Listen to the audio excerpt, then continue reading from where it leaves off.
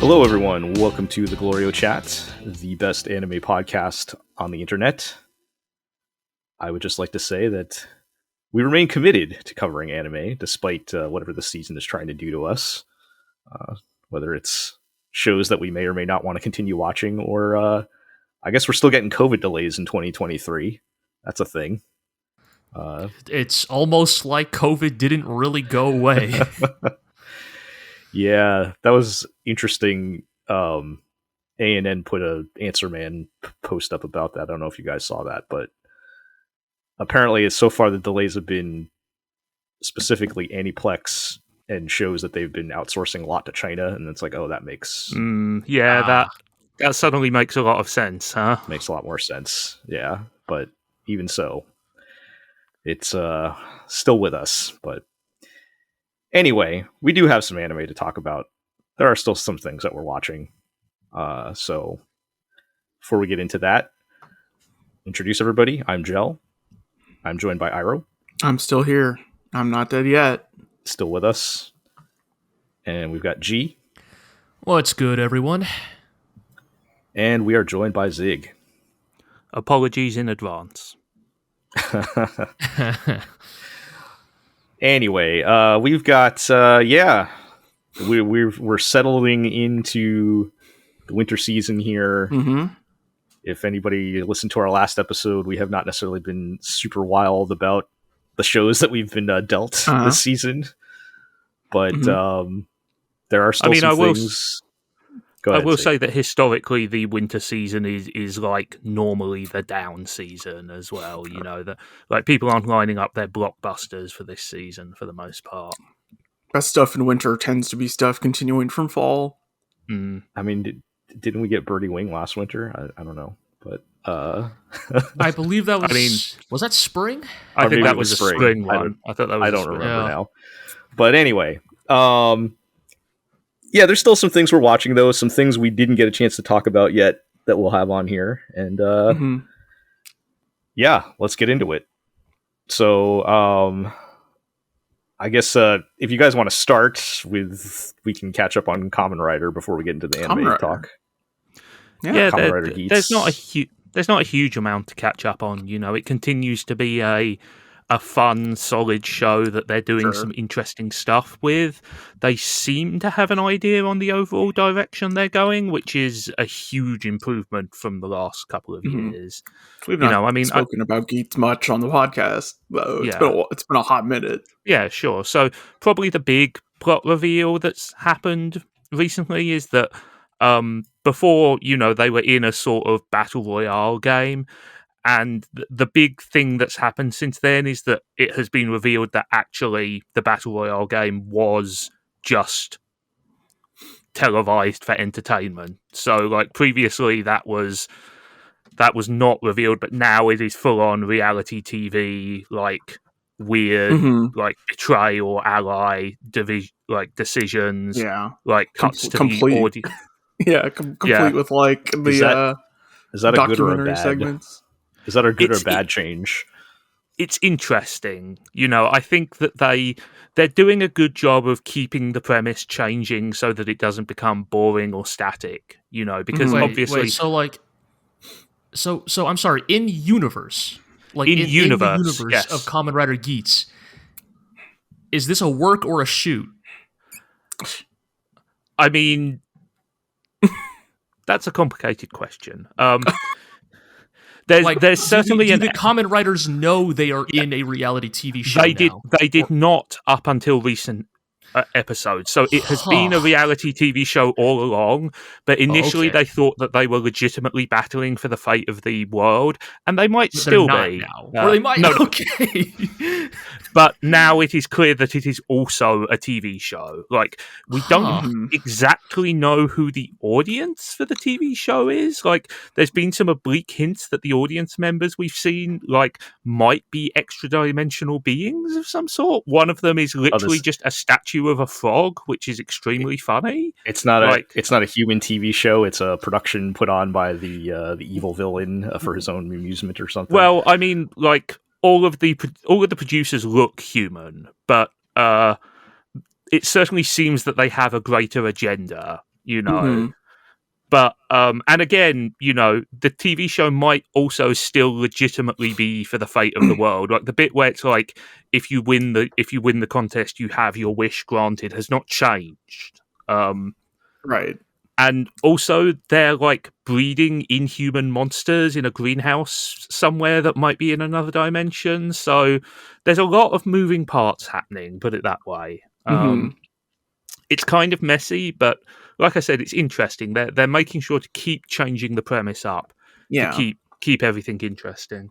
So, like, which I've appreciated, because the past few Kamen Riders, we've complained that, like, they will have a premise at the beginning and then somehow wrap that premise up too early, and then suddenly it's kind of about something else that's tangentially related to the original premise. And because of the way Geats is set up as this, like, in context, as almost a seasonal sort of thing, they can do that and have it work as part of the plot, because, like, they've created the setup that allows that to happen. Because, like, we're like 3 quote unquote seasons in to the Desire Grand Prix at this point, and it lets them, like, change out the plot beats and lets them, like, rotate the cast some, and it's been interesting. Yeah, and you know, it's very unclear if they will be able to stick the landing. To be clear, we're not even halfway into the show yet, because again, these are year-long runs. But it definitely feels like that for, like, they have a plan, which is not something you could really say about a lot of the shows in the past couple of years. And you know, the recurring cast are generally good. There are some legitimately funny bits and some legitimately cool action bits, and you know, you can't. It's difficult to say where it's going, but I'm enjoying the ride, and that's about all you can ask for, really, right? Right, and that's better off than some previous Kamen Riders have managed. So yeah, absolutely. So, Kamen Rider still good again, huh? For now. Well, I mean, we're coming hot off of Black Sun being on our top 10 list, right? That's true, right? But so that's its own entity, I know, but yeah. And then, well, some semi-relatedly, there's a new Super Sentai due in about a month and change. So we'll check back on that in a month. Also, of course, 2023, the year that theoretically Shin Kamen Rider should come out. So we'll have to see, but they're probably going to be stepping up the PR cycle for that thing in the near future. So big year for Kamen Rider. Another thing to keep an eye on. Indeed.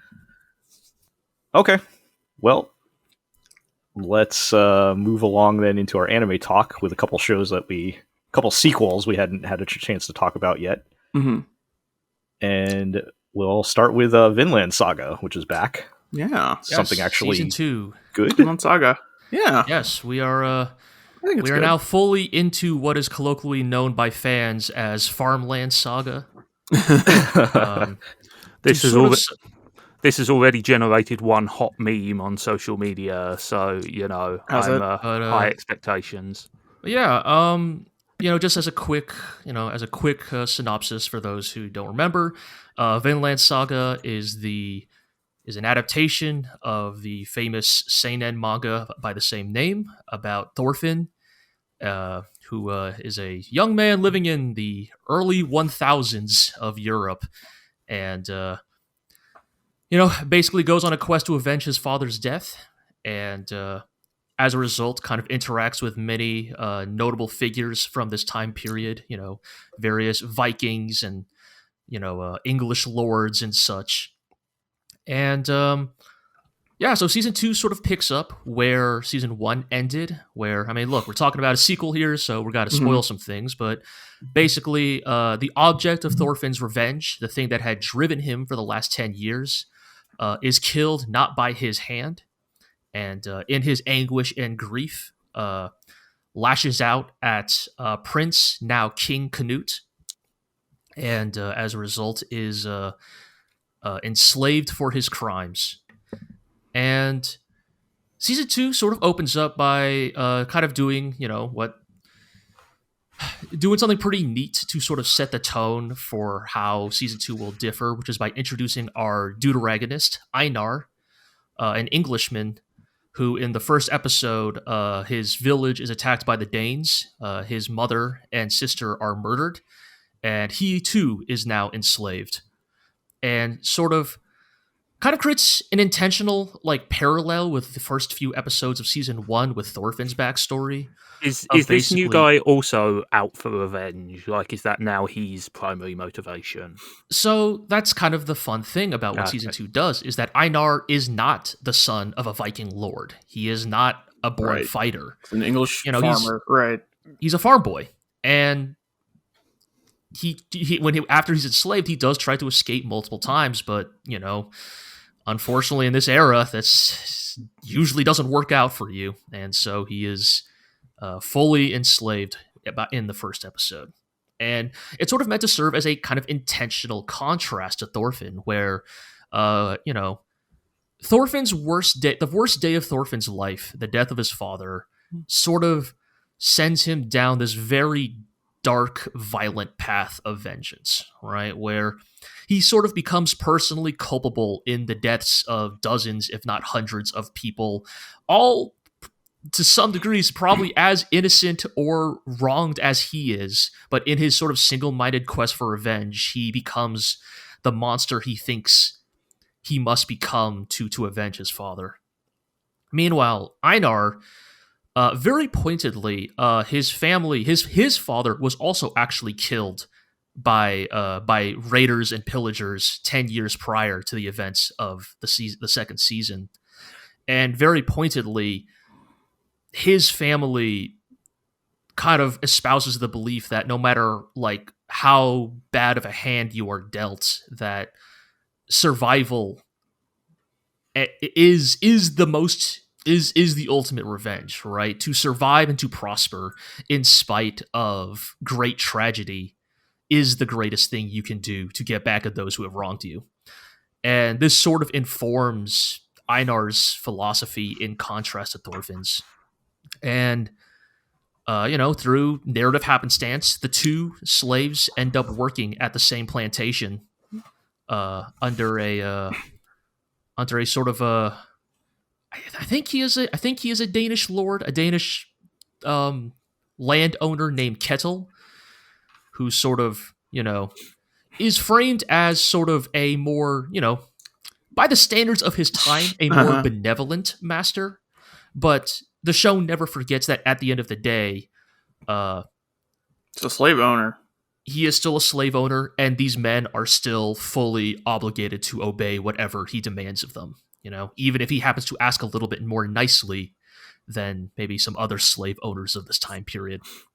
And that's kind of where Vinland Saga opens up with, the protagonist of season 1 meeting, I guess in many ways, the protagonist of season 2, and both trying to make the best of being under chattel slavery. So just from listening to this summary, obviously, it very much sounds like they spent season 1 like building up to kind of a big bloody conclusion, and this sounds very much like a we're going to take it back down, put your feet on the ground arc. Does that make sense? Like, I would definitely say so, yeah. Like, in many ways, season 2 of Vinland Saga is very much an intentional status quo reset of a sort, right? Like, Thorfinn has lost his entire reason for revenge. He is very,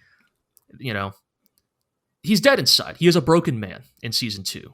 Like, he has fully given up, I suppose, right? Like, he has fully accepted his lot in life now as a slave, as a laborer.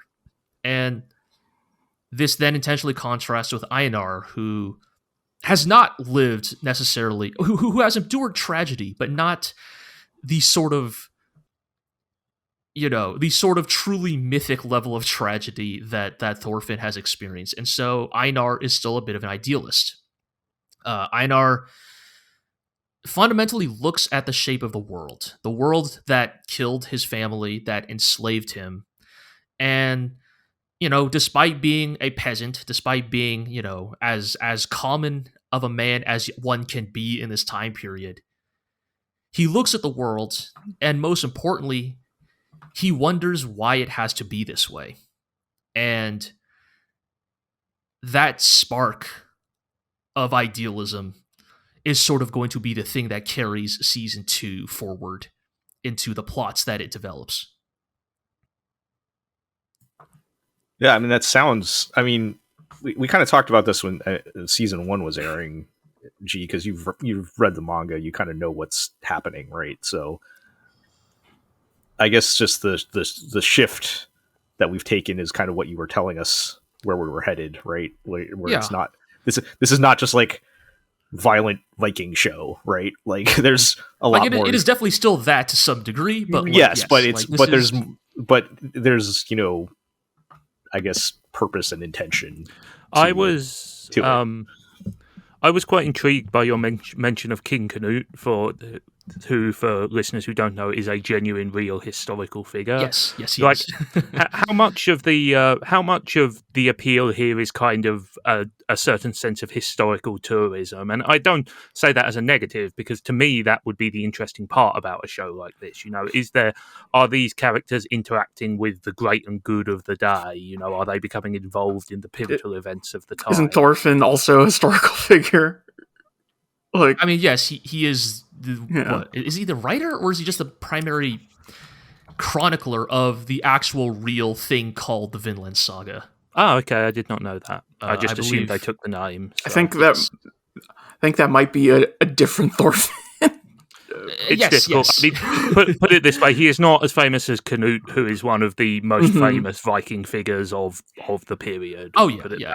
And I guess to answer your question, Zig, I would say that probably I would say an undeniable appeal of Vinland Saga is probably sort of its, anime historical tourism, right? Like, it is, like, while the individual events of Vinland Saga are often very, anime over the top, right? Like, Thorfinn is out here double shanking dudes with knives and fighting 8-foot tall Viking berserker warrior gods, right?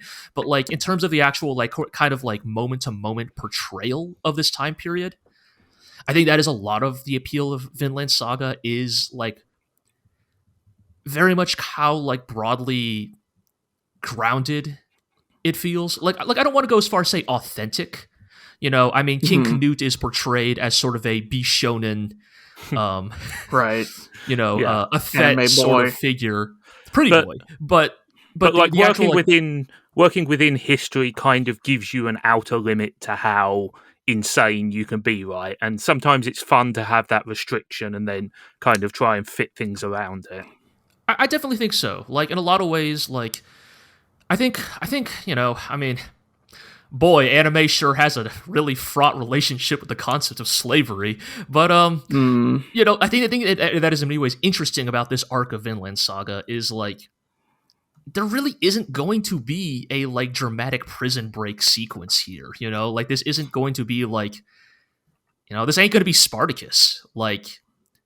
Chattel slavery was for many people in this time period their final fate in life, right? And I mean, this is a show that does not shy away from understanding that for many people, this is all they will ever know for the rest of their lives. And even Spartacus succumbed to reality in the end. So yes.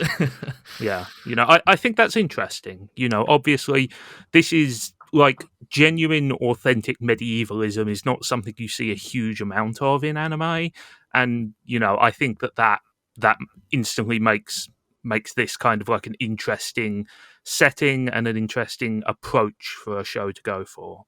Yeah, I'm very much glad we're finally here. I do genuinely enjoy what season 1 of Vinland Saga covered, but it is sort of why I kept saying time and time again that season 1 has to happen. It has to be as explicitly violent and cruel as it is to set up where season 2 intends to go thematically. Right. I don't know, Iro, as the as the anime watcher, I have nothing to add, right? I have nothing to add. You laid it all out there. All I could say is I'm enjoying it as somebody who has not read the manga, but I mean, I don't have context necessarily for what happens later, so I cannot give a an emotional spiel on it, but it's good. I'm enjoying it. As far as just someone just watching the anime, it's still good. Yeah.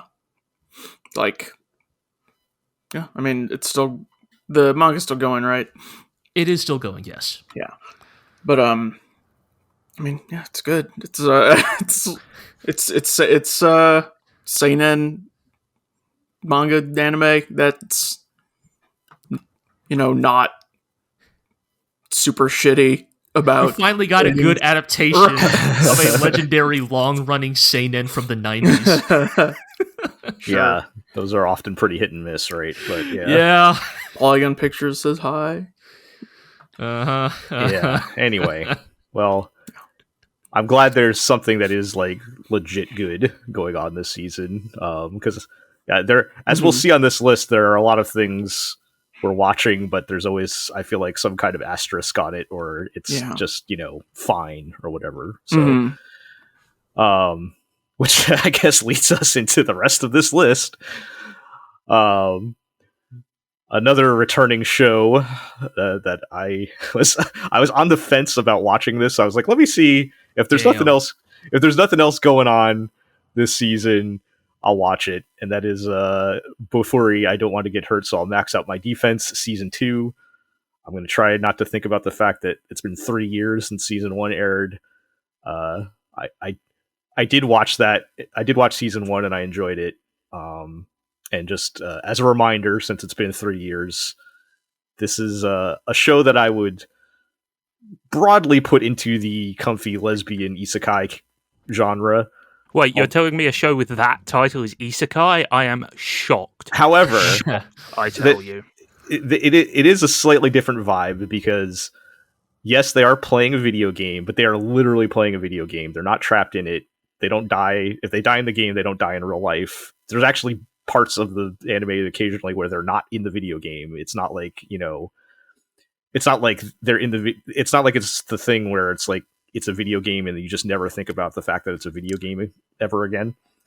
And they actually kind of play around with the fact that it's a video game a lot, like the devs trying to patch and things to nerf the main girl's abilities, or like, the trying to get their crew together for to do like the day one raid completions when the new areas come out and stuff like that. Like, that's the kind of like minutia that I felt like added a lot to like Log Horizon early on, in that right. In that, like, it's not just trapped in a video game. It's like, it's a video game, so we have to include all of this actual game stuff in it. Because that's how it would be. And because they're not trapped and their life is not on the line, it's just like a bunch of people having fun playing a video game. Yeah, I mean, what did Ramba Ral say? It's because they're toys that we can take it seriously. Yeah. So a question then, is this disguised as an isekai show but actually a cute girls doing cute stuff show? Like that kind of is what it sounds like. I would say it's not one disguised as the other, as it's maybe a bit of both. And then there's also like I kind of forgot there's a lot of action in it. Like, okay. Because it's a video game, they're like constantly fighting, like all the time. Like, that's the point of the game, right? So sure. Like they're pretty much constantly fighting all the time, and then there's occasionally little breaks in between when they're there's like there's a new raid. We got to do the weekly raid every week so we can increase our level. And even if they're not like explicitly in an action scene, like everything is like built around how do I get more powerful to get to the next boss or whatever. Like, right. So I mean, in an actual MMO, you were just shooting the shit while you were punching mobs 1,000 times. Yeah. And it is fun that they never lose sight of that aspect of it. Like, some of the things that have happened in season 2 are like at the end of season 1, like, so like the main girl is the the all maxed out defense girl, and then she got into the game because of her pro gamer girlfriend, basically. And they're like, the two of them are like invincible, but like they start their own guild, and they're not the top guild. They're like up and coming guild. So there's like I think like 2 other guilds that are higher than them. And then like there's this at the end of season 1, they have like a showdown with like the top guild or whatever, and like one of the girls who's like one of the main leaders of the top guild is like this like, you know, stone cold badass like leader commanding her troops and all that. And like we find out in season 2, like she's just like normally this very like quiet, soft-spoken person, and she's just role-playing because it's a video game and everybody likes it when she does that. So like it's very humanizing, I guess. But I don't know, it doesn't sound like that's that big of a difference, but it does kind of make a big difference in the like just the general tone of the show. It's just a lot more fun, I think. Right. But yeah, the only thing I would say about season 2, which is a bit odd, is, you know, this is based on a light novel series, of course. And I feel like they crammed a lot of material into the first like 3 episodes or so. So like for some perspective, like whenever new content comes out, they just say it's the next level. So like, you know, you had it's the new patch that added the thing. Season 1 was like level 1 through 3, right? And they went through levels 4 through 6 in the first 2 episodes, I think. Okay. Well, you see, as the game gets older, you have to adjust the power curve. Yeah, so, and there was a lot of like montaging through them clearing the level or whatever, and I'm like, I don't know what maybe they have something specific they're trying to like get to before the season ends or whatever. I don't have any other context for that, but it's just a bit odd that they feel like they've been rushing a lot in season 2 so far. But yeah, I mean it's a fun show. I'm glad I picked it back up, because I think I kind of forgot how much fun I had with the first season, and you know, watching it again, I'm like, oh yeah, this is a pretty fun show. So you know, I think it does just enough to kind of make it distinct from other things in the genre. Sure. Yeah. I guess speaking of yeah, right. Our other like what lesbian isekai show. Sure. Are you still watching this, Iro? No. Okay, I'm still watching it actually. Well, we know you're a sucker for punishment, so. So we're talking about the magical revolution of the reincarnated princess and the genius young lady, which I still don't know what the actual short title is supposed to be for that. I'm sure there is one, but I kind of like it. I'm surprised, because I think I think I like it more after 4 episodes than I did like maybe from the first episode. I would kind of almost more describe this as a straight up Yuri as a genre type show. Sure. Like, okay. It is very specifically focused on the main couple and their relationship and like their character development. It's not nearly as like wacky and lighthearted as I was expecting. Like they actually try to seriously address some of the issues and the character developments that are going on. Do we think this is another one of those shows, and this has been a trend in recent years, this is a good story that we had to dress up in an isekai dressing to make it remotely marketable? Well, the thing is, like, it is constructed out of existing isekai tropes. Right? Yeah. Okay. So. I'm still hesitant to say, like, it's not like an amazing story, but like they are making some effort on like actually having the characters deal with the things that are going on. Like, for example, I don't remember their names, I'm going to be honest with you. So like the main girl is the princess, and then her girlfriend / wife, I guess at this point, is the genius young lady, right? So the genius young lady was originally betrothed to her brother, and her brother broke off the engagement because he was in love with another woman. And then now she just like doesn't know what to do with herself.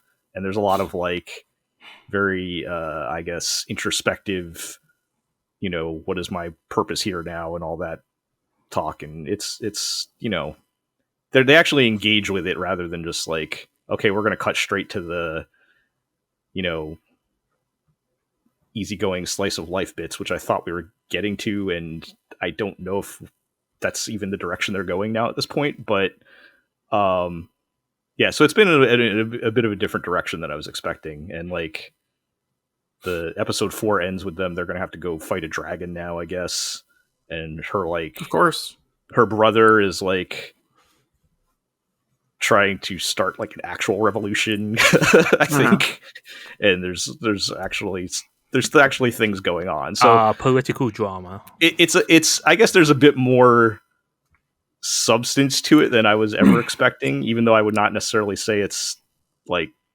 great.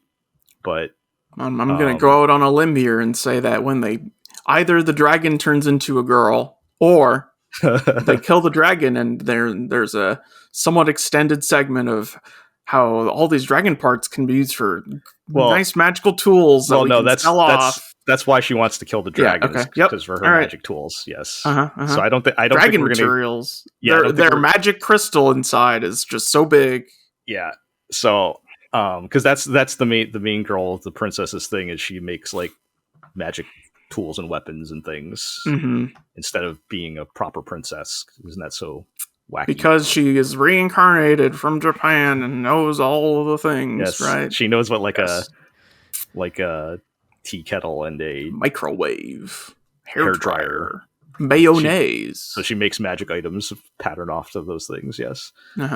So yeah, I mean, I'm still enjoying it. I think part of it is just maybe me being surprised that there's more to it than I was expecting, but I'm still hesitant to say it's like really good and everybody should watch it. I just, again, if this were another season, I probably wouldn't still be watching it, but it's good enough. Apparently the abbreviations here are Maji Revo. Okay, I have seen that. And then there's 1010 because it's Tensei Ojo and Tensei Reijo. So it's 1010. Yeah, I don't know about that one. But hey, the internet wants what it wants. Hey, we can just slap this one with the old for fans of the genre. And yeah, well, that's the thing. Like, I don't even know if I don't know. It's covering. It's like mashing together a bunch of different things into it. But right, is it good? It's okay.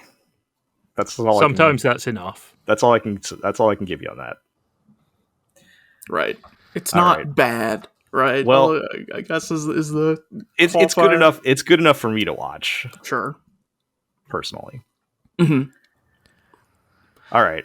Well, speaking of shows that are for some reason good enough for me to watch, I'm kind of surprised you're still watching Tomo-chan as a girl. I don't know, man. Is it just inertia at this point? These are hard times. So we're Tomo-chan still a girl. Some sort of Manchurian candidate impulse. Like, the anime minds are pretty empty this season. We gotta take whatever we can find. They hit your trigger phase, your activation keywords. Exactly. I don't know, man. Tomo-chan as a girl is, yes, spoilers, she continues to be a girl. She's doing her best, I'm sure. She's trying her best, yes. I don't know. The show continues to just be sort of the, like not offensive, not bad, but just sort of by the numbers ensemble rom-com that it is. Like, I guess, like, I don't know, like, I guess if I'm being, like, sort of, like, generous to the show, it's, like, I guess I could sort of appreciate the ways in which, like, it treats, like, I guess especially, despite the stated aim of the eponymous Tomo-chan is to win the affections of her childhood friend, a large focus of the show is kind of just on, like, like, the particulars of female friendship, female companionship, and like entirely unrelated to like romantic pursuits, right? Like a lot of the plots of a lot of the like I guess I don't know vignettes, I don't know bits of Tomo-chan is like her hanging out with her like friend Gundo, who is like the dour resting bitch face friend. Like everybody I've spoken to about this show says she's the best character. She probably is. Like, even for someone like me who is watching this show because of Tomo, Gundo is probably the actually more interesting character because she's kind of a deadpan shit talker. And All right. Okay. so like a lot of the, quote unquote antics of the show are related to like, Gundo is going to, intentionally mislead Tomo or tease her about a thing. And that's going to, because that's her way of trying to push Tomo closer to June, her childhood friend. And, but I can also kind of appreciate that there's like, like for example, I don't know, like I'm really digging deep here, guys. But I'm trying to like say something interesting about this show. Like I don't know, the latest episode, like there's a like a subplot about like I don't know. I guess as they put it, female skinship, right? Like Tomo wishes she could be the kind of girl who like can hug her friends and like. And you know what? I'll give it credit where it's due, right? Like this, a desire of like, to just be like more like physically intimate with your friends, and I don't mean in the like groping boobs kia way, but I just mean in the way of like physically interacting with your friends, right? Like hugging them, clasping them on the shoulder, like being physically there for your friends, right? And Tomo, gosh. I was just going to say that also might be like more of a resonant point in Japan, a society that perhaps has a slightly greater taboo against physical displays of affection. Right, that's a good point as well, right? And like Tomo is kind of like again, not even from like a romantic like angle. She's just like, damn, I wish I could like, I don't know, like hug my friends more often, But right, and long story short, she like figures out a way to get past her like weird hangups about it to be more like physically intimate with her friends. And do they do a hackneyed joke about like, but you'll crush them with your giant brutish strength, Tomo? I mean, yes, so that is sort of where the joke is of like, haha, she's so strong, like, and it's about her having to learn how to be a little give everybody a slightly softer touch, and I guess it culminates in like, because Gundo, and this is the thing I can almost appreciate, right? Is like Gundo is the too cool for school, snarky, deadpan shit talker friend, right? And so she's initially like, oh, well, you're not going to do that with me. I don't want anything to do with it. I'm too cool for it, right? And then after a whole day of like Tomo being more like physically friendly with all of her other friends, like, no, she feels left out. She feels left out, and like so, she's kind of cold towards Tomo, and it kind of culminates in Gundo finally admitting, "Okay, fine. I also want to be hugged by my best friend," and it's like, all right. Sure, okay, yeah, just heartwarming like, tales of friendship. Yeah, right. I mean, whatever. It's so basic, but it's just like whatever. Like the fact that like I don't know, these friends are settling their minor squabbles through the ways friends solve them, which is by talking to each other, is like, oh, sure, okay, I can appreciate that. Yeah, no, I get what you're saying, though, because these shows can get so, like, one-track minded, like, anything that gets off of the, like, she has a crush on this boy, and that's the only point, the entire point of the show can be refreshing, right? I mean, honestly, I think that most of the more notable shows of this type in recent years have been good because they have worked out they can focus on something other than the main couple for a while, right? Like, but the problem there is that then you perhaps begin to feel that the main thrust of the show is peripheral to the things you actually enjoy about it. I think it's quite a hard balancing act to keep that in check. And also, in the case of Tomo-chan is a girl, I've only seen a couple of episodes because I dropped that shit, but it suffers from what I describe as the why question about anime romances, which is, why is she interested in this guy? He's so bad. Like, he's such a prick. Like, there's just no believability to that relationship. I will say there's like one kind of interesting like interpersonal quirk of the relationship that I thought was kind of interesting in the most recent episode, which is like, so basically it starts off with the plot of they introduce Tomo's hot mom, who is basically just Tomo but a MILF. And what? I don't know what else to say. I mean, come on. Yeah. They're about the same age. I saw some tweet that was like, so I haven't actually watched the show. I saw some tweet that was just like, the creators of that series will give themselves away when Tomo's mom shows up and it's just by Ken from Guilty Gear. Kinda, yeah, like kinda similar countenance. I mean, does she have an Like- eye patch? No, but Tomo's mom is very much intended to sort of be read as, what if like a delinquent girl grew up and became a mother?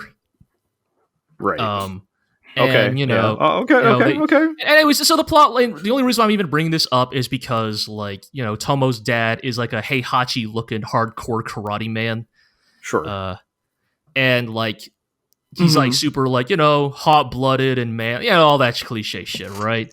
How But, much like, throwing people into volcanoes is involved? Not enough. No, honestly, not enough. There is enough beating their own children though, but that's okay because Tomo also knows karate, so it's fine. But anyway, so they just do the joke, right? If Tomo's dad turns into like a total kitten when her mom shows up, right? Like he's like Yes. 40, 50 years old and he's still like absolutely smitten by her, you know, like very you know, very, very like still like, you know, it's like, oh, he's like 50 and he's still in his honeymoon phase over his wife, right? Ultimate wife guy shit, right? Yeah. And like Tomo is like talking with June, and Tomo's like, ugh, like that's so cringy. Like I don't know why my dad is still like that around my mom. And June kind of has a bit where he's like, do you not think it's admirable for a guy to be that affectionate with the woman he loves? And you could tell that this is sort of a probing question because maybe deep down he also wants to sort of be that like ridiculous wife guy. He wants to be wife guy. Yeah. He wants to be a wife guy to Tomo, and Tomo's like, yeah, nah, that's cringe. And June kind of just looks away and is like, yeah, that's it's super cringe. God damn it, Tomo. Yeah. Showing affection, yeah, super cringe, bro. And it's, I don't know, it's like, oh, okay, like in many ways, despite Tomo's like, you know, despite Tomo's frustration that, why won't June pay attention to me? This episode kind of gets at, oh, well, in some ways, Tomo kind of is her own worst enemy in this regard. Like, she is, her behavior inadvertently sort of pushes away people. And I don't know if they'll go anywhere with that. Maybe that'll be some character development you'll have to go through later. But, you know, look, I'm trying to glean whatever I can out of this goddamn show. So. Well, this is another one we're just going to say it's good enough.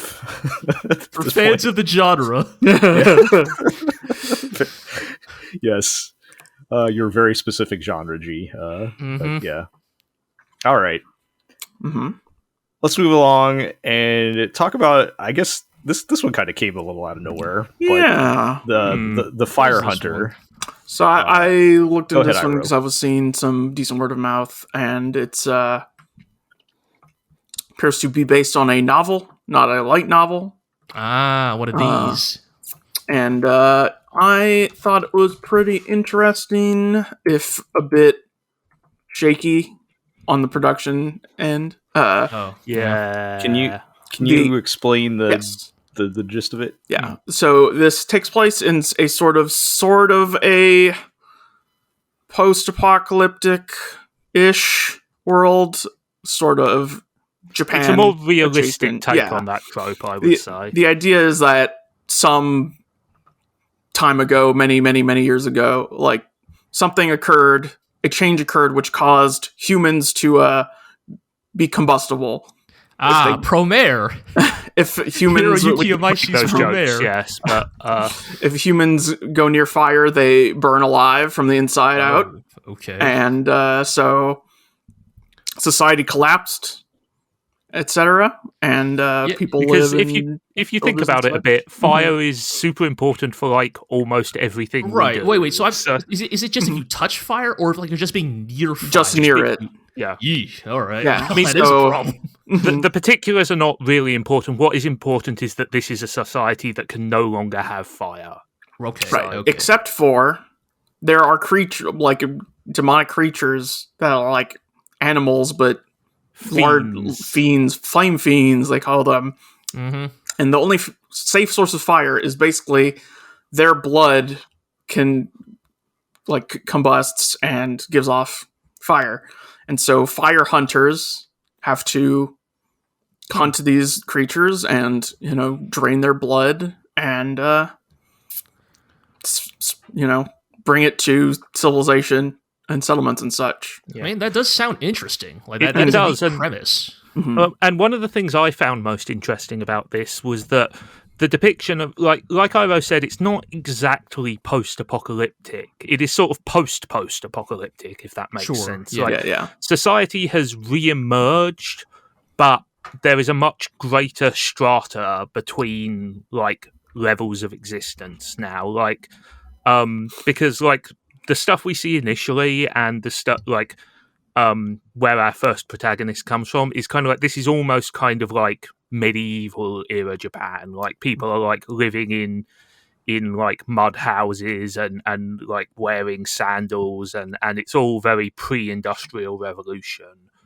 But there still exist big cities where like electricity still exists, and there are parts of society that are perhaps not as advanced as humanity was before the fall, but they're doing okay, and so you Right. have this very sort of like marked contrast between parts of society. Mhm. I guess maybe the petty world builder in me is asking this question, but I guess because based on what you describe of they have to harvest the blood from these beasts, right? Like, Yeah. Uh-huh. are these beasts like supernaturally like powerful? Because Yeah. I guess Yes, they seem to be. Yeah. Because I was gonna say, well, if you've already like sort of rebuilt yourself back to like basic level industrialization, I was like, wouldn't you just have like the military hunting, like whaling in the 1800s, right? Like, Yeah, wouldn't people just be harvesting these animals? So, like, full scale? fire hunter is a job in this society. Okay. Right. Like, there are fire, and the beasts have something supernatural about them, but they are not magic in that sense. Like, they just seem to be, for the moment, at least. Obviously, we are early on, but at the moment, they just seem to be like very aggressive and dangerous Right. wild animals. Because I mean, like, could you shoot one like with a regular gun, and like would that work? Or is like, I mean, guns do not exist because, of course, fire, they yes. involve fire. Right. There's a yeah. guy who has a like steam powered ballista attached to that's their kinda like fucking train. cool. Yeah, that and they like use. bows and crossbows and stuff. But like, right. Yes. firearms in general do not appear to be a major thing. Like, there's like I said, there's like pneumatic weapons and stuff like that. Mhm. But people aren't going around waving pieces at each other. I see. Yeah.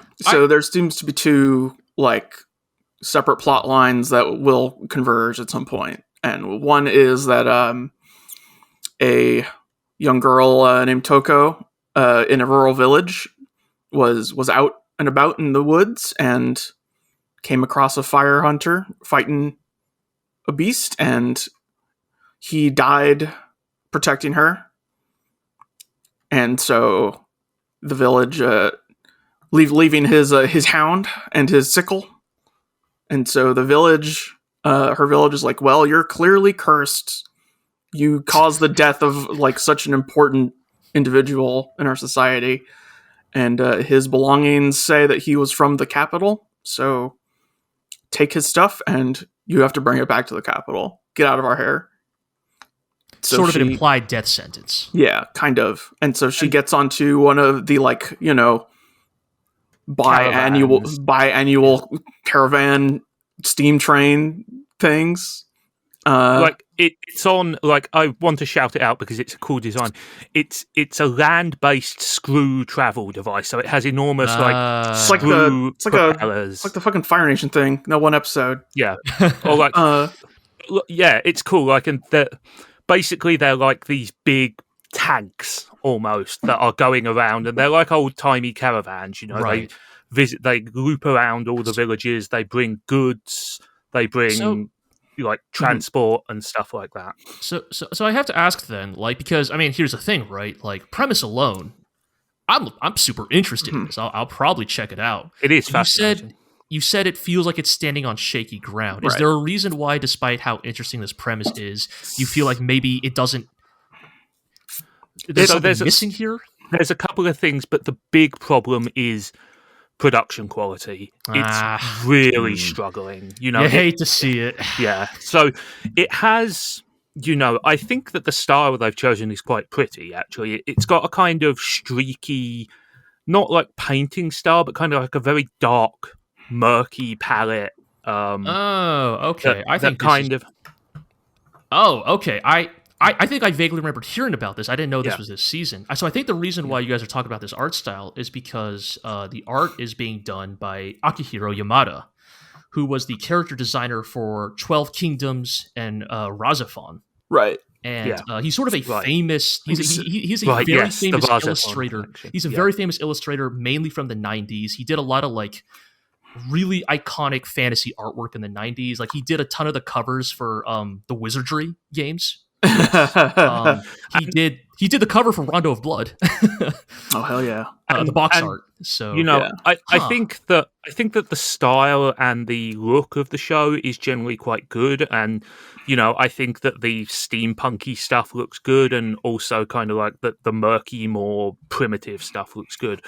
But they are clearly working with such a limited amount of money. Oh no, I and mean, time, I can see you that, know, right? Like, I mean, yeah. like Yamada's style is sort of famous for it's very like, I mean, he's a Complex, yeah. 90s era manga Yes. artist, so that very much that like hand drawn like Right. Yeah. intricacy and So- complexity. And occasionally it will just go straight up into like manga panels, like just like super elaborate, very Right. detailed, lovely looking panels, but static images. Right, and I think that's you the issue, know. right? Is that type of art unfortunately kind of needs either a large budget or staff to pull it And off. you know, well. Razafon famously was a very expensive production. But, Yes. but the thing is, like, even in like the basics of this show are not good. Like the characters do not Man. move well. At the end of episode 2, there's a sequence where they're attacked by a fire beast, and it looks bad.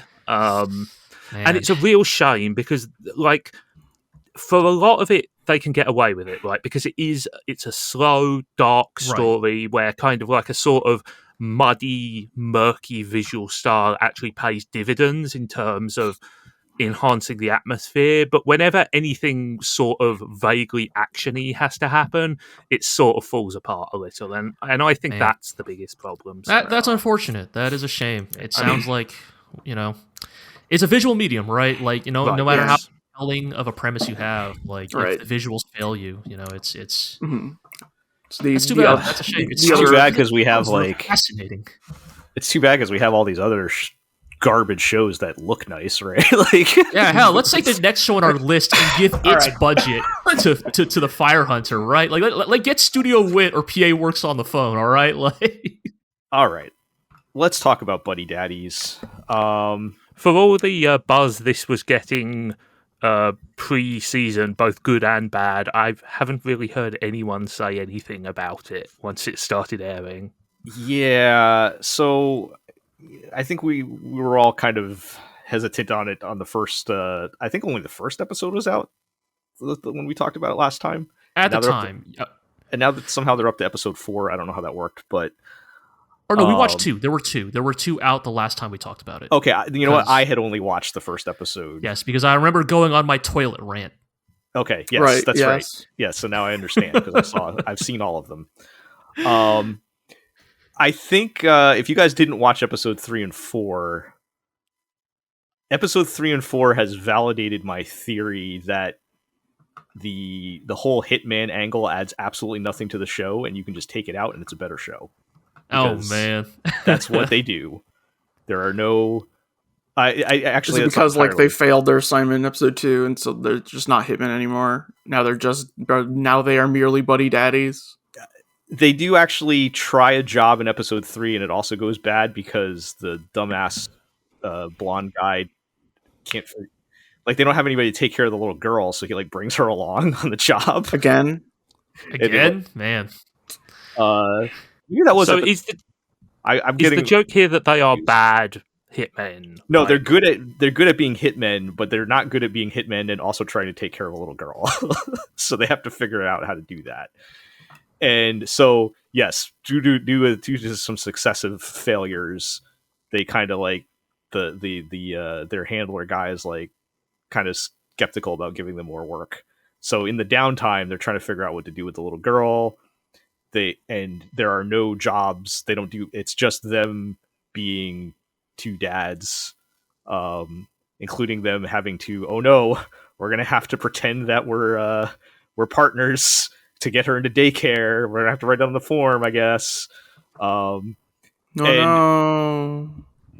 they try. One of the things is they try to track down her mother, which they do, and she's kind of like comically over the top. I don't want this child. Just to be clear that they're going to have to take care of her. And then they're like, well, if we got to take care of this kid, we got to put her in a. So she's only supposed to be 4, I guess, which is like just barely before you're starting school age, depending on like when you're born and everything. But basically, they're like, we got to put her in a daycare, so they have to like apply for daycare, but then they have to like falsify their records, like I said, to look like they're basically a married couple, and it's actually kind of fun. Like, oh yeah, once you take, and again, at this point, the fact that they're hitmen is totally irrelevant to the episode 3 and 4. Like, they could be literally doing any other job.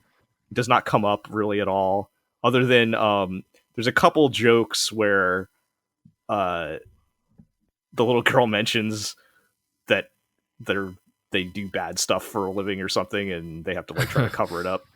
But like, other than that, like, it almost feels like somebody wanted to make a show about 2 gay dads, and like they felt like this is the only way that they could make it get made or something. I don't know.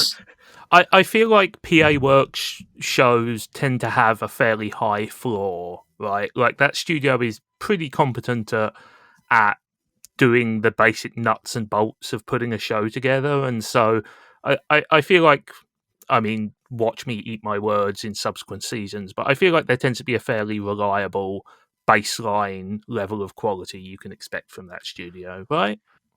Yeah, I would definitely agree with the characterization that PA Works is competent, but I would not necessarily call. This is weird. I would say they are competent but not reliable. Yeah, well, I think maybe not reliable in the sense that they succeed just as many times as they fail, or maybe not even at like living up to the expectations. Competent but not consistent, perhaps. Yeah, maybe, because like, I mean, I don't know, man. Like, Appari Ranman weighs heavily on the mind anytime PA Works comes up, and that was. But yeah. Based on the way you've described Buddy Daddies, at least the subsequent episodes that I don't think any of us have watched, I think, it's unfair because obviously different people worked on them, but I keep thinking back to why does Akiba Maid War succeed? And I think it is because it fully embraces the Yakuza crime thriller like vibe and aesthetic. And that's what makes the joke work, because of that intentional contrast.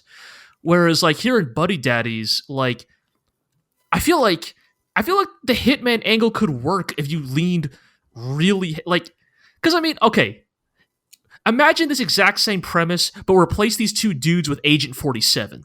Right, exactly. Yeah. Then you have the comedy of like, and that's. Go ahead, Iro. Yeah. Then you like you can milk the comedy of like, yes, I'm Hitman with baby. Yeah, the comically serious Agent 47. Agent 47 with a child would be hilarious, right? Exactly. I mean, like, Agent 47 is like the archetypical example of when playing it deadpan straight is way funnier than like making an obvious joke of it. Yeah, and in this show, it's like, yeah, these are just 2 normal, nice guys that happen to murder people for a living. It's like, and they even introduce, I think in episode 2 you guys saw toward the end where they start to introduce that there's apparently a real bad hitman who probably is Agent 47. As if he was doing anything different than what they're doing, but right. No, but he's mean. But he's mean about it, I guess.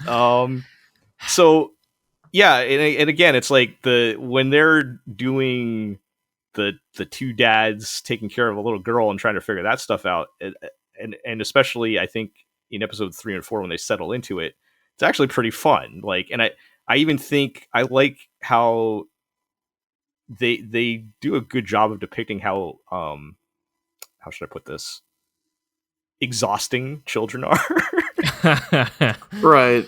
Just like needing constant attention and like I feel like that doesn't always like this girl is not like particularly precocious. Like she is kind of sometimes she is, but for the most part, she's like what most people consider an annoying child, which is how most children are, where they need they always want you to be playing a game with them, or they always need something from you, like which that's why a lot of people don't have kids. But but that is very accurate. If you have children, that's how they are, and having these two guys try to figure out how to deal with that is kind of a fun dad anime type of premise.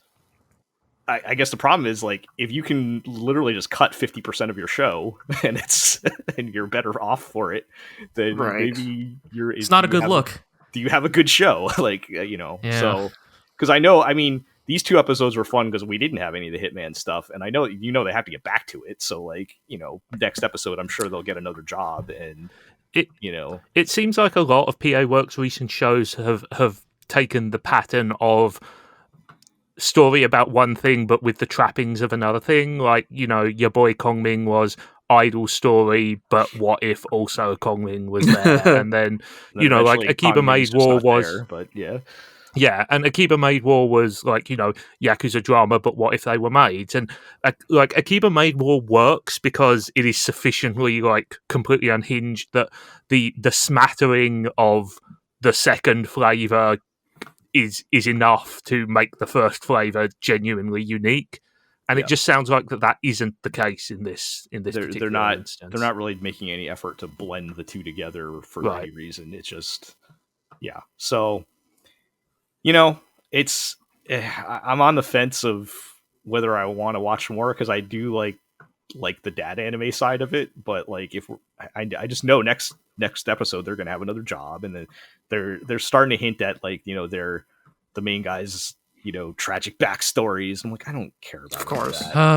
I just you can tell we're getting old when we say less hitmen, more taking care of kids, more 2 dads taking care of their little girl. That's what I want. It's just that the 2 dads, or like in many regards, the oops, we have to take care of a child premise, as hackneyed of a comedy premise as it is, like you can. The thing is that like I think that premise is like a baseball episode. It is a force multiplier where it can bring out very interesting facets out of 2 characters, because it is sort of the dynamic between them, and then their dynamic with the child, right? Like, could you imagine if there was like an episode of Dorohedoro where like Shin and Noi had to take care of a baby? Yes. That would be fantastic. Like, you can already see the joke in your head, right? Where like Noi is like, "What's the problem? It doesn't matter if this baby dies. I can just bring it back to life with my throwing magic." it around like a football or whatever. Right? Yeah. Yeah. But I mean, that's the thing though, G. Like, I think we were talking about in the first 2 episodes how we didn't like these guys didn't really have much personality, or we didn't really care. I was actually starting to like them by the end of episode 3 and 4. Like, so we were actually spending time getting to know them, and seeing them kind of, by the end of episode 4, there's this bit with the meaner guy, the dark haired one. I don't know their names. Yeah, the gamer Ray, I think. Yeah, the one that's further away from being wanting to be a dad, let's say. And by the end of episode 4, there's this bit where he accidentally loses the little girl at the playground, and she's talking to the police, and the police are like, "Well, I guess we'll just have to bring her in and take her into custody." And he's they were already like trying to find some way to get rid of her, even though they don't really want to, and he's like on the fence. Should I just let the police take her, and she'll be taken care of, and then we'll be done with it?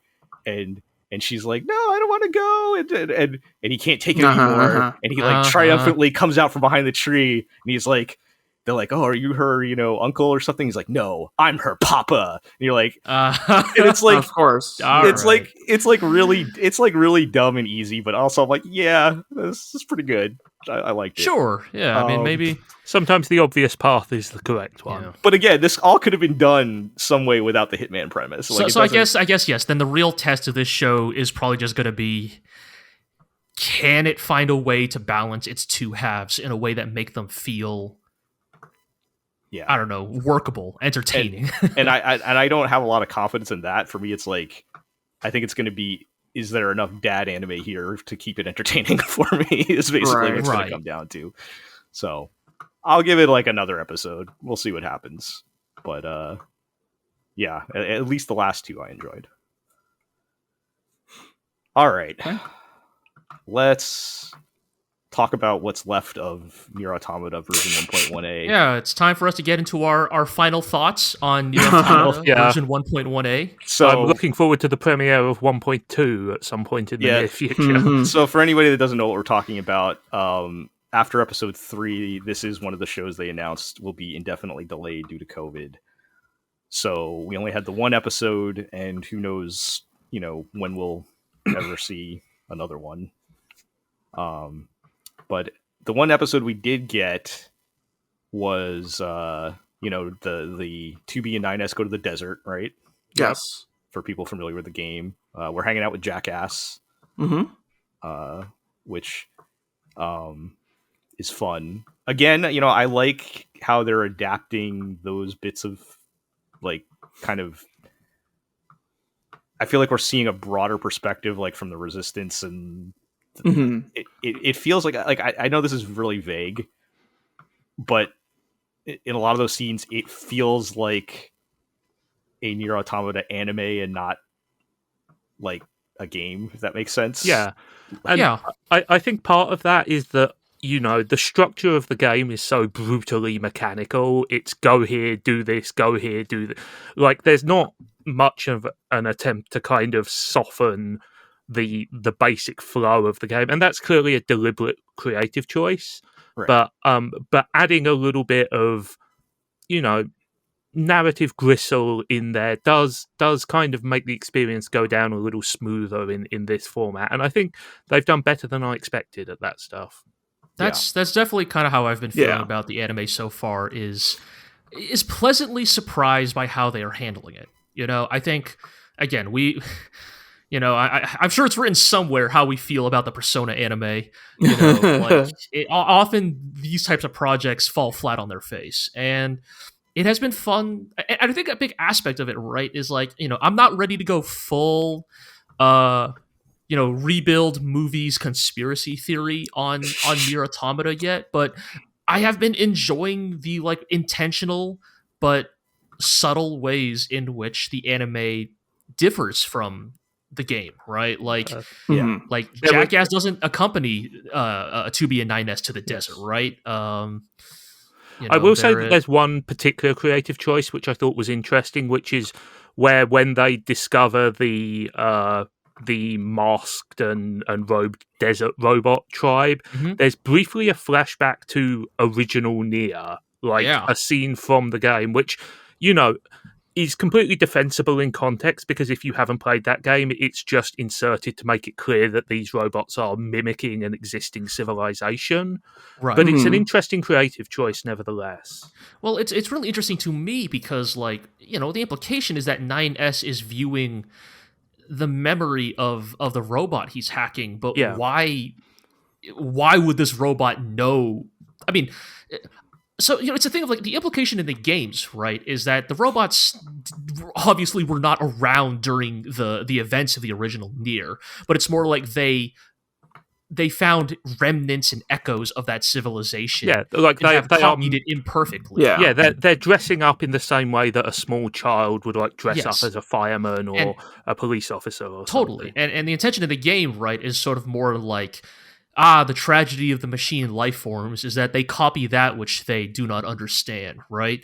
But it's kind of, it's sort of the interesting thing in the anime of, like, it could simply be a narrative tool, or the implication that the machine life forms have some actual more in-depth awareness of the world that preceded Automata. Right. There's interesting meat to work with there. I would also say that even in the game, like, I didn't necessarily see it as just kind of like a like pitying aspect of the machines, but it's also indicative of their want to evolve into a society. They are playing dress up with the remnants of a civilization because they want to be a civilization, and Right. so they are. Mhm. And like the whole point of NieR Automata is that as we go through the game, we see various robots mimicking various aspects of civilization, and none of them, there's the bit where they're all into religion, there's the bit where they're into monarchy, there's the bit where they're into, throwing yourself off of very tall buildings, but and I think what the anime will have to do is perhaps show us a bit more of that stuff, because the thing is, at the moment the anime has been largely successful on a mechanical level. That is, it's shown us the things and the people, and we have gone to the places and seen the sights and heard the music. It's played the good music, yes. Yeah. But I think for an anime to be really like capturing the spirit of NieR, it will at least have to, on some level, engage with some of those questions. And the games do that by making you, witness or participant in the things that are happening. Here, participant is not really an option, so you have to flesh in the witness side of it. And I think that's what that flashback to original NieR was intended to do. Ira, did you want to add anything? No, How are you feeling on this? On episode 3? I'm curious how they'll pan things out. I mean, obviously we won't see anything for a long time at this point. Yeah, but this is all. And like the differences are interesting, but also like they are comparatively minor. Right. So it is stuff. There are things that could have happened, right? Like, right. It could have happened. Other than like name changes and such. But I mean, I would say that probably, and Ira, you might disagree with this, but I would say that probably the most significant change is the presence of the what's the name of the rebel leader character? Yeah, right. Whose role in the game was filled by somebody named an enemy, which is just a different type of flower. Who does show up briefly. Right. In and that, when does she show up? She briefly talks to Lily at the camp, doesn't she? That was Jackass. Oh, is that Jackass? Sorry, yeah, I mean, so that is sort of the. I mean, again, in some ways, I kind of see Lily's role in this show like, look, we've all made our feelings pretty apparent on characters like Marie in Persona 4, but like I think in a lot of ways, Lily is sort of going to be an interesting like, I don't know, canary in the coal mine of like. I feel like that character is upon which whatever changes happen to the anime will hinge upon. Right? Well, Iro, didn't you say that Lily is an existing character in the fiction? I mentioned it in the last. Yeah. So I mentioned in the last podcast that Lily is a character from the Yorha stage play. Right. And that an enemy is also there, right? And her name, I always struggle with it. Anemone, yes. Both Anemone and Lily were present along with A2 during the Yorha operation that breaks A2's spirit and makes her defect from Yorha. Right. And in the original play, it is Lily's death that triggers A2's decision to defect from Yorha. So that is why I think it is interesting that she is the one who is alive in the anime, whereas Anemone is nowhere to be found. So I guess the implication is she died in Lily's stead in this, I don't even know what to call it, timeline version of events. There's also the possibility that simply to have A2 involved in the story earlier, they have moved that segment of narrative to be concurrent with the early part of the game.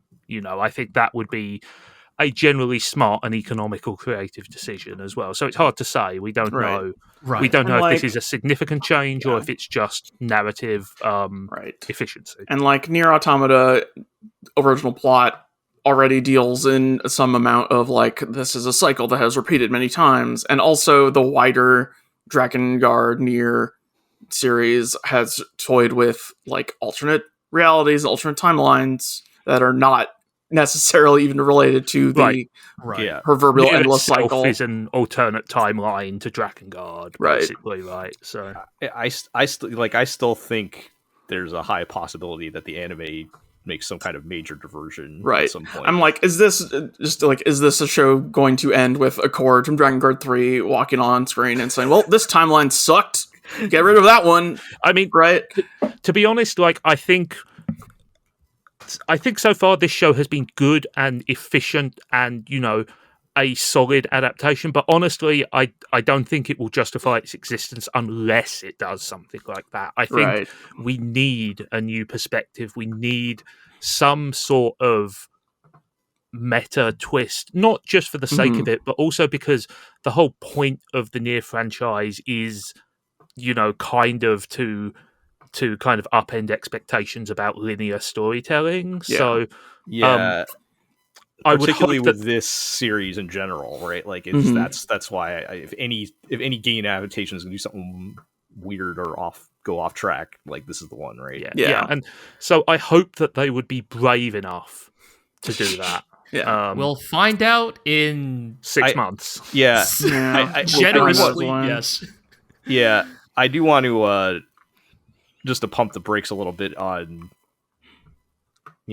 I guess the quality of the adaptation. I still think this is going to be near incomprehensible for anybody that didn't play the game. Yeah, I don't know if I don't know if Artemis has kept watching or not, but I would be really interested to hear what she has to say. I mean, all the critique we've just made has been incomprehensible to anybody who has not played the game as well. It's kind of like you might get the general gist of like, oh, 9S is killing these robots even as they're saying I'm scared, don't kill me or whatever.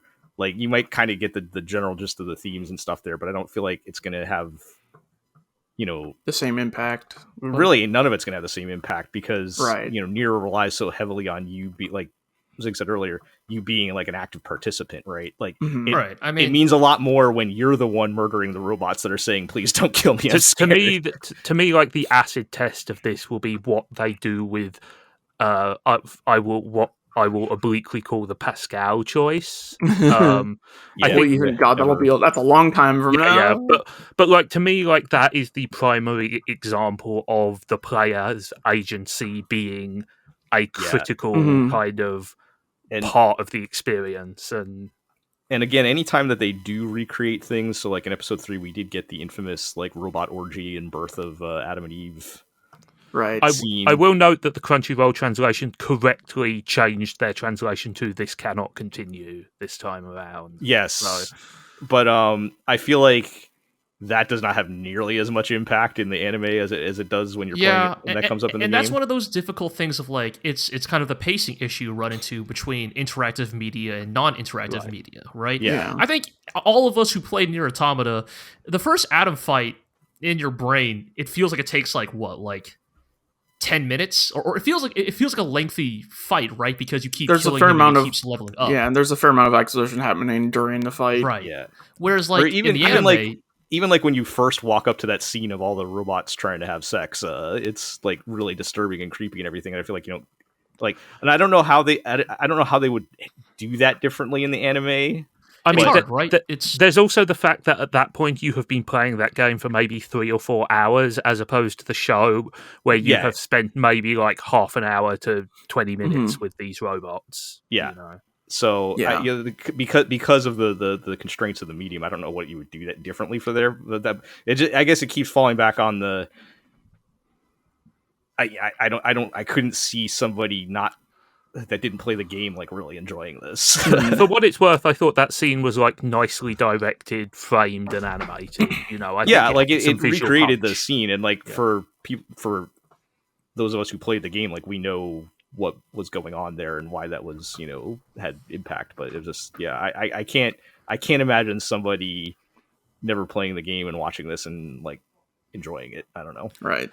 Well, if nothing else, we at least have the post-credit puppet shows. Yes. Yeah, those have all been really good. Fun. And I saw earlier.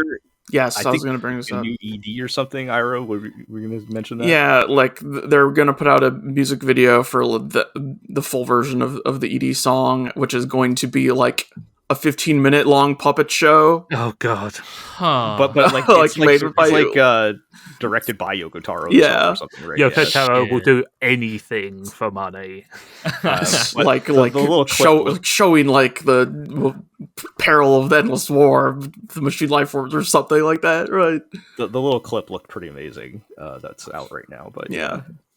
I will say that, like, just to kind of wrap up this discussion, I kind of feel that it's a shame that it is having to go on hiatus because it has built a little momentum, you know, even among those of us who are fans of the game and were decidedly skeptical about the animation, you know, it has built some legitimate intrigue, and now kind of it's going to lose all that momentum as it kind of spends however long it is adrift. So that's a shame. You know, I hope that I hope that they manage to keep their creative vision together. I hope it comes back before next season when we'll have other things to watch. And yeah. I can't talk about Wording Wing. Let's move on. Let's talk about High Card. High Card. Have you guys kept up with this? Yeah. What are we? We're up to episode 3. Yeah. Which I described as possibly the dumbest thing I've watched in a long time. Man, High Card is a bit of a roller coaster because episode 1, I was like, okay, I could see this working. Episode 2, I was like, all right, I'm pretty sold on this. And then episode 3, I'm like, I'm not so sure about this. Yeah, that's pretty much where I was as well. You know, I think the major problem with episode 3 is that the character they introduced is just an asshole. It sucks. This archetype sucks in every anime they appear in. It's never good unless the show has the wherewithal to occasionally dunk on that character. Poor little rich boy. How we're meant to feel sorry for him. You know, like whatever. Yeah. Yeah. And they take out the cool fire lady. Yeah, I know, right? Like, also, the names of the powers are way more fun than the actual powers at this point. Yes. Yeah, that's the thing. That the I will say that turning like a briefcase of cash into a bazooka literally was quite funny. But okay, there was definitely something else I've watched with that power, and I could not remember for the life of me. I don't know if you guys remember, or if it was something I just watched, but it was something where somebody could literally transform the amount of money into an object that was of that value of money, and I can't remember. The only thing I can think of that's like remotely similar is there was that one buddy cop show with a really rich guy. Yeah, but he that wasn't like a superpower. That was just he just had a lot of money. He was just rich. Yeah, there was some show I watched and I can't remember for the life of me because it was probably some pretty boy show like this, to be honest. And I only watched the first episode, and so it was the exact same power of equivalent exchange with your dollars for some whatever item you want. The thing that really, I think, bothers me about that third episode of High Card is, like, I mean, yes, first of all, it's that we are introducing a very unlikable, like, character archetype to an ensemble cast. But also, even the use of their power is less interesting than the potential it represents. Right? He just gets, like, a bazooka or something, right? Yeah, sure, okay, a bazooka is kind of funny, but it's also, like, if we're talking about, like, your comically rich fictional billionaire kid, like... Right. I want to see really creative uses of, like, okay, this is a weird pull. You guys remember how in Yakuza 0, at the end of every chapter, it would tell you how much yen you made? Right, yes. And then break it down into a really specific statistic. Right, and then it was like 75,000 Ferraris or something. Right. Like, you made the equivalent of 16 grand pianos. Right. And that's the thing, like...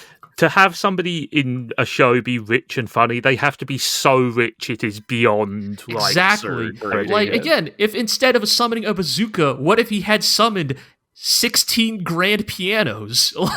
Right. What if he is like wiping his mouth after eating with the Mona Lisa or something like that? Right, exactly. Like and I think again it's just like that's the constant, I think, unfortunate trap that High Card keeps falling into is like, look, everybody wants to be JoJo, but not everybody can be JoJo. Not everybody's that creative. I mean, at this point, the guy with the marbles is sort of the outlier, right? Yeah, that's the thing. Like, Marble Dude was cool, but after that, we've had Dude with a gun, Dude who has like regenerative powers, Dude who has stone skin. Like, these are fairly mid to low tier ideas. Like, it annoys me because I actually think there are some fun ways you could play with those powers, right? Like the dude who regenerates, he specifically says it like requires calories, right?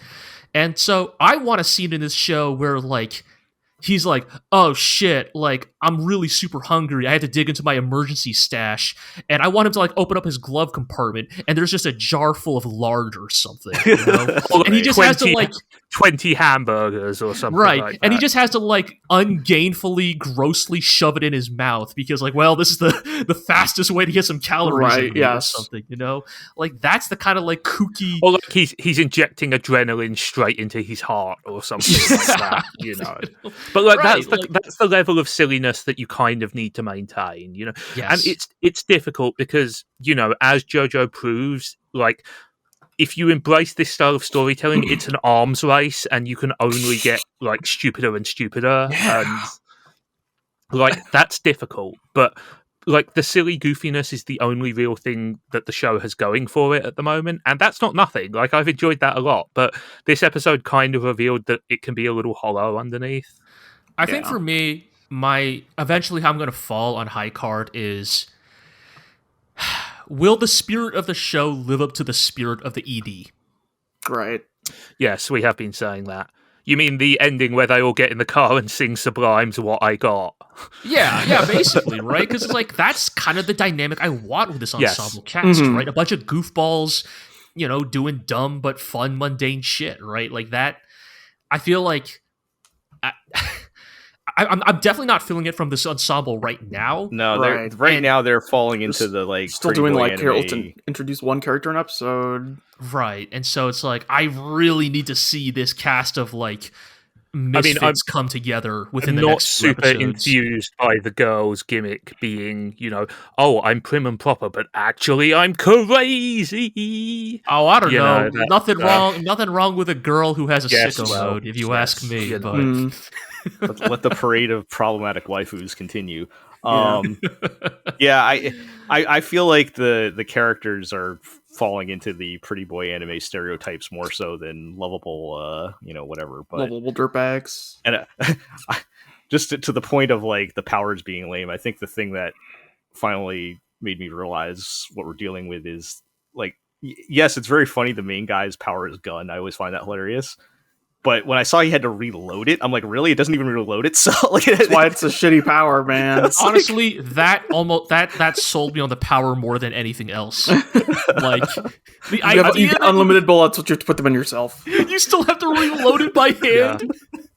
So the thing is, though, like the reason why, like, Whole Horse's power in JoJo being a gun is funny is because all the other powers are like so much crazier and more imaginative.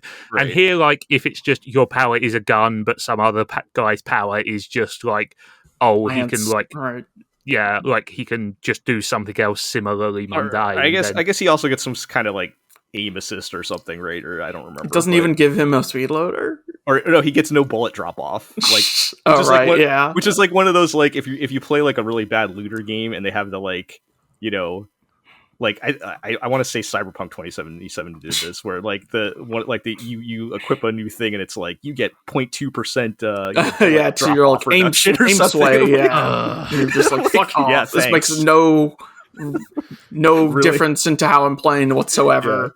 0.3% reduced recoil or something. I'm like, yeah, this is not helping me at all, guys. Thanks.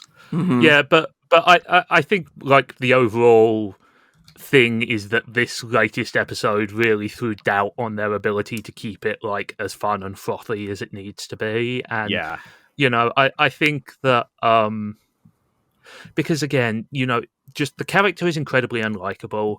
Like, rich boy with daddy issues is kind of like one of the most tiresome cliches out there. Yeah. And I don't know, like, just I don't particularly like any of the characters yet. It's just sort of been surfing on a wave of silliness, and you know, when that wave subsides, I'm not sure that there's anything left there. Yeah. Right, I would agree. And if they're not being, you know, wild and crazy enough to, like, what are we here for? So, we'll give it another episode. Yeah. See how it goes. All right. Let's finish by talking about Trigun Stampede. Well, speaking of a show that could stand to also be maybe wilder and crazier. Yeah. Speaking of a show that You brought up Rebuild of Evangelion earlier, and Yep. now I'm side-eyeing Trigun Stampede.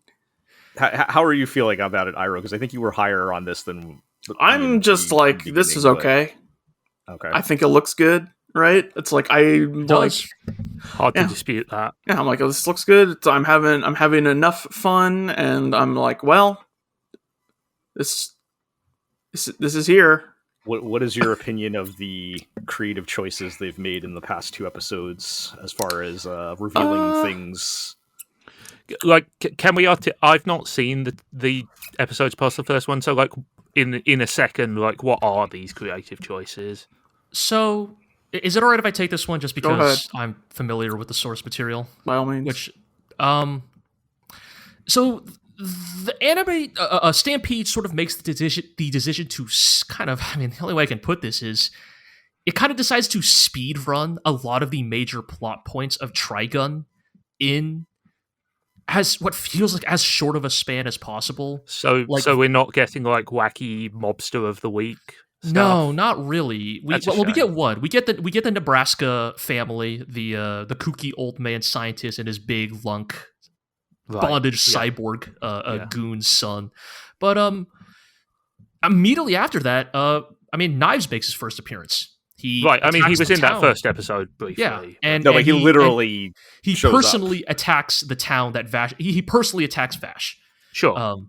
And we are introduced to members of the Gung Ho Guns right out the gate. What, Legato and all those guys? Not Legato, I think, actually, notably enough, but Okay. a few of the other members make their appearance in like episode 3, and Knives and Vash have their confrontation, which Knives walks away the victor, and Sure. yeah, it's just and then episode 4, the most recent one, introduces Wolfwood, and in the same episode also reveals, I mean, not really a twist anymore, that Wolfwood is a double agent working for Knives, and it just feels like a lot to cram into it. I don't know. For me personally, it just feels like the show doesn't have time to breathe, I guess. Like, we're just going from one plot reveal to the next, just like, So in let me really play rapid devil's sequence. advocate here for a bit, which is, it seems clear that the purpose of this reboot, reimagining, whatever you call it, is to focus much more closely on the interpersonal relationship between Vash and Knives. Right? I don't think that's a controversial statement to make, that's kind of its focus. It seems so, yes. And so, I think on that level, it makes a certain amount of sense to kind of cut to the quick and get to the Knives and Knives adjacent. Because, I think there's a reasonable argument to be made that all of the stuff about the Gung Ho Guns, Legato, Wolfwood, all of that stuff is directly or indirectly about the Knives-Vash relationship. I think, hearing you say that, my concern is that, and again, I've not read Trigun, I've only watched the original anime, 1998? The 1998 anime. Something like that. And a huge amount of the character of that show was in, the weird, one-off, villain of the week stuff. And I understand it's that way because at that time, the manga was nowhere near completion, and so you had to fill out a show with all of that stuff. But I think hearing you say that is oh, are we just kind of leaving the development of this world and the building of the relationship between these characters sort of on the floor, so to speak? Yeah. It is sort of my fear, I guess, is what I would say. It's true that, yes, okay, the original anime has filler. I mean, hell, even the manga has quote-unquote filler in terms of, villain of the week, chapters.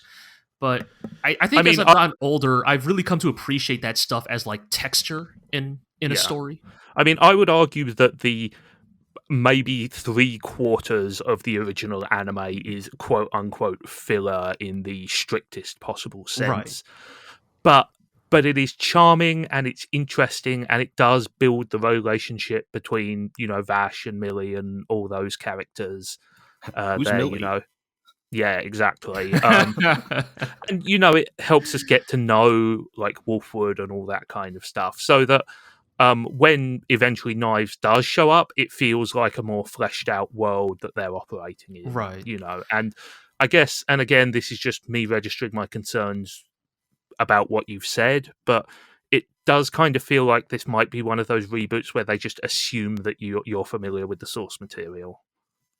Yeah, It's So so you guys have all at least seen the anime, right? The original. I've seen. Yes. I saw the original anime a very long time ago. Yeah. So I guess I want to clarify because I on last episode I think it sounded like I had actually seen the anime. I saw like a couple episodes randomly on TV out of context. Like I'm not familiar with Trigun that much. I have no horse. I have no horse in this race. Right. But you are of the generation that is sort of familiar with it as the wallpaper. I've picked up a little bit from cultural osmosis. I know that I know that taking out the big lady with the big gun and replacing her with generic old reporter guy seems like a stupid idea. But aside from that, like I don't have any like emotional attachment to this franchise at all. And sure. So watching it from that perspective, I'm coming away like it's very visually impressive and well done, but beyond that, it just feels like a regular like action movie plot. Like I don't feel like I'm getting anything aside from the art, because I like the character designs, I like the aesthetics, but like the actual like plot and characters and everything don't feel that interesting to me. Like it feels like just like a generic action movie type of plot to me. I mean, there's like when we got to like episode 3, and Knives shows up, and it's like this big dramatic moment. They're playing like the orchestra music in the background, and I'm like, I don't really like. I haven't had enough time to care.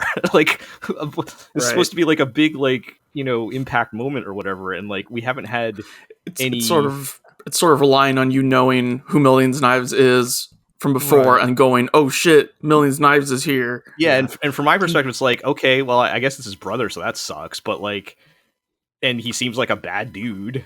He killed a bunch of people. Sucks to have a brother with bad vibes. Yeah, so and before like, because I'm sure Iroh and G have more lengthy reposts, but I will say that I think part of that is that we are seeing a show, or rather you, Gel, with fresh eyes, are seeing a show that is based on a story that is 25 years old at this point. Yeah. That was itself a pastiche of 80s and 90s action movies to a great extent. I mean, so that's the it's thing, sort like, of a pastiche of a pastiche at this point. And I can see how like maybe Vash's character would have been a lot more different and interesting like 25 years ago, but like maybe not so much now. I don't know, but like because his whole like I have a gun but I don't kill people thing, right? But yeah, I don't know. The presentation just feels a lot like it's supposed to be like a big action movie thing. Like it feels very Hollywood, if you will. I don't want to keep saying Marvel movie or whatever, but like that's what it feels like to me. I do have to keep reminding myself the show's not on Netflix. Yes, it feels like a prestige Netflix. I mean, that production. OP is some real. Yeah, it's like, and when I hear things like again going back to swapping out Millie and making Meryl a reporter, like that's a much more conventional action movie setup than what they had in the original. Those kinds of things feel like they're smoothing out the edges or whatever, and like that's what it feels like to me. And is it still good? Yeah, I mean it's fun to watch. Like I'd like a good action movie every now and then, but like I don't feel like any real attachment to it. Like I'm not like super. I'm like, man, I can't wait to watch Trigun this week. I'm like, all right, yeah, let me throw that on while I'm eating dinner, right? And I can see how there's a lot more potential there though, and it just it feels a little disappointing to me. Right. I want to give the floor to Iro because he sort of brought up something interesting about the anime. So I want to give the floor to him after I say my two pieces here that I'll try to keep short. The first one is part of a sort of greater I don't know, blog post. I feel like I don't know. I'll probably just put it on co-host or something. I don't know. Just I have this like mini essay in mind that I've sort of been tossing around in my head about Trigun, and I guess the TLDR of it is that I think that in a lot of ways, you know, I have to invoke death of the author a bit here, and that even if like Trigun probably eventually settles on that Vash and Knives are meant to be sort of ultimate, like the ultimate fated rivals of each other, that I would actually argue that much of the text of Trigun is that Legato and Wolfwood are actually Vash's true ideological nemeses, and that it's that relationship that he holds with those two individuals that kind of gets really into the core of what makes Vash an interesting character. And I guess I really hope that the anime perhaps finds the time to get into some of that. And the other thing I want to notice is probably just petty. It's such a minor like nitpick, but like it is a thing that like maybe is indicative of like what kind of gets me a little bit about Stampede storytelling. Is that in episode 4 they reveal that the old reporter Roberto De Niro owns a firearm. In fact, he does have a gun. That dude's name is just Robert De Niro. Yes. His name is Roberto De Niro. Sure. Yes. He reveals that he does in fact own a firearm. And guess what? It's a Derringer pistol. And they took Meryl's guns from her. Yeah, and it's like I already go, oh, okay, I know where this is going, right? Like he dies and she inherits his guns, right? Yeah. Yes, and it's just like I get it, but also you can't be cute like that with a story that's 20 years old. Like, like you can't just be like, isn't it curious that he has a Derringer like Meryl eventually does? It's like, yes, I know. I read this in the 90s.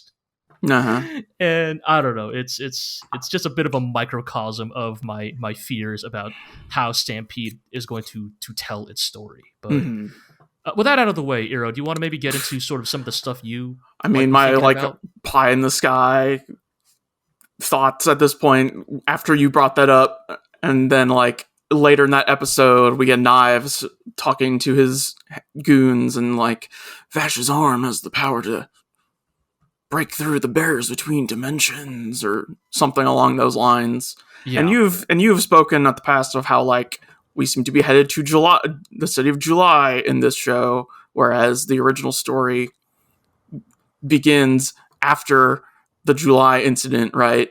And that like people have been making semi-facetious statements that this might be a prequel. And so to me, that was like, oh yeah, maybe it will be. It's just like you bringing up a rebuild of Evangelion and such, of like, because yes, like Meryl is a reporter here and, you know, does not have her Derringers, but this guy has a Derringer and whatnot. Vash is a smaller bounty, you know. And so I'm like, is this show going to end with the barriers between dimensions break down and everyone loses their memories and wakes up in, you know, regular Trigun? Oh, right. That seems, yeah. The reason I brought up this, I even mentioned that, or the reason why I think that like Iro totally has some credence here is that they never mentioned that Vash's angel arm can open up rifts in dimensions in the original anime or manga. That is entirely a new statement made only in Stampede. And it's like, well, you know, Chekhov's gun dictates you would not just say something like that in a piece of fiction unless you intended to make good on it eventually. Yeah. I don't know. Does that make things better or worse? I don't know. I mean, at least the idea of a character, you know, hopping multiple dimensions and meeting themselves is pretty fresh and original, and not at all played out. Oh yeah, definitely. You know. I mean, it does, like, I guess, deal with the criticisms involving all the things they've changed, right? Because then it's actually, because then you're looking at it as though, well, they're not actually retelling that same story, but also, did anybody ask for this? I don't know. Like, Right. And I mean, it's just like, that's the vibe I got at that point. It's only been 4 episodes in, we're only 3rd in. So, but, who knows? Well, we've put the theory out there. Yeah. So when it happens, It's on tape. You heard it here first. From I mean, we now have 3 open theories just floating in the air that we have made on this podcast about various anime that have yet to be concluded because their anime aren't done yet, right? Like, we have our Birdie Wing speculation. Yeah. Right. We have a lot of theories. Speculation. Yeah. And now we have our Trigun Stampede speculation. Well, I guess we'll see. Yeah. Yeah, I mean, I'll probably still keep watching it. I want to catch up.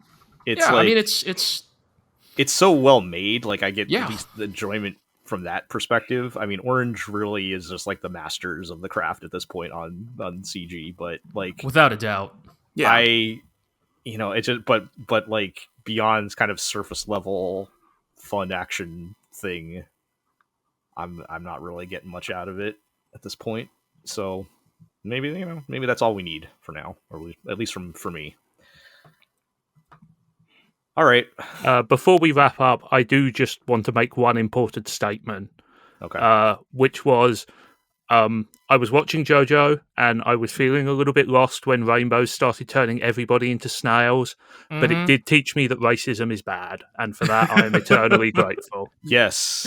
Thanks, Araki. Yes. Anybody listening can go back to our last episode. We had the extensive recap on what that means. There's a reason I told you not to listen to that podcast, Zig. It was worth it. Yeah. Wild, bizarre times, if you will. But yes. I'm a better man today. All right. Let's end it there. Let's wrap things up. Our usual housekeeping. You can check us out at theglorioblog.com.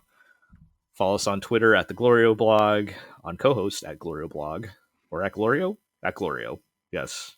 Just Glorio. We managed to secure that on co-host. You can subscribe to the podcast on iTunes, Google Play, Spotify, Amazon Music, Podbean, Stitcher, and of course YouTube, where you can like, comment, subscribe, ring that notification bell, all those good things. Go tell your friends, tell your enemies, and we'll catch everybody next time.